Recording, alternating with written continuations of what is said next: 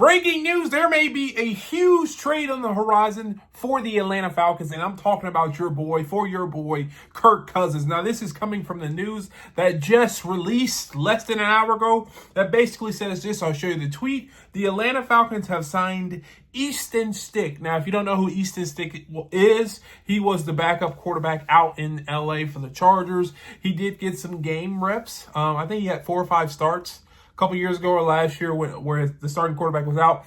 But Easton Stick has officially been signed by the Atlanta Falcons, which a lot of people say is the key indicator for letting them know that Kirk Cousins will be traded. And here's why. Why would the Atlanta Falcons have 4 quarterbacks or carry 4 quarterbacks on their roster? It just seems like a lot of overkill, especially for a guy, Easton Stick, who's known to be a pretty good backup.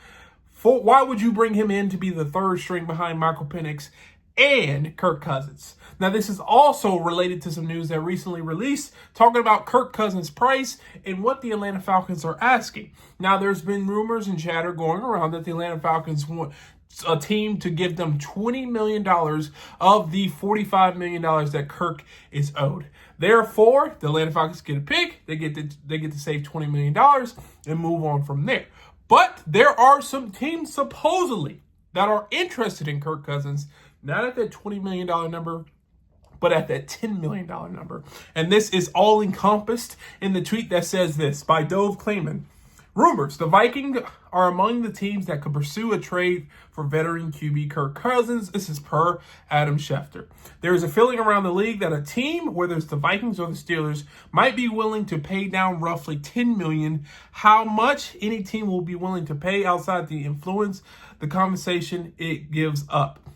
The Falcons have been asking teams, like I just said, to take on $20 million of the $45 million he is guaranteed, but no team has been willing to do that. Now, that tweet was released earlier today, and to give you a context in the timeline, the Atlanta Falcons signed Easton Stick within an hour ago. So between that tweet earlier and the signing of Easton Stick, I believe there's been conversations, there's been something that has happened that allows the Atlanta Falcons to go, okay, we need a backup quarterback.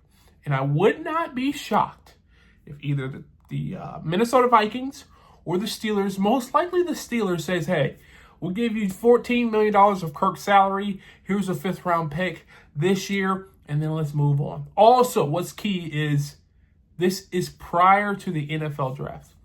I know the NFL draft is right among us, but the fact of the matter is that all of this is happening before the NFL draft is a key indicator to me too, because most likely you will wait to after the draft, see your needs, and then sign those free agent players there. Why would you sign a quarterback going into the draft with the potential to maybe draft a 7th-round quarterback?